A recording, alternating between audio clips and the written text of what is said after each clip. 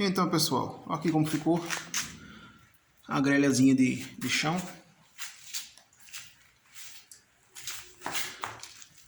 Ficou legal aí, ó. Coloquei os pezinhos. Ele tá na altura aqui de 40 centímetros. Reforçado aqui, ó. Ficou primeira mesmo. Aqui você coloca aqui as carnes. Muito bom. Eu tenho aqui essa chapa aqui que eu tinha feito já um tempo atrás. Aqui, ó, essa chapinha. Essa chapa aqui, ela é do tamanho do fogão lá, né? Duas bocas.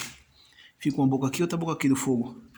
Então, quando eu quero fazer algum sanduíche na chapa, eu coloco lá, acendo as duas bocas do fogão.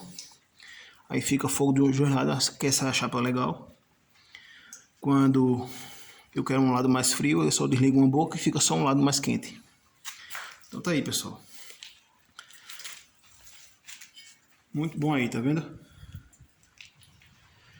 Legal, firme, não tá em falso, tá nos quadros. Ficou joia. Joia mesmo.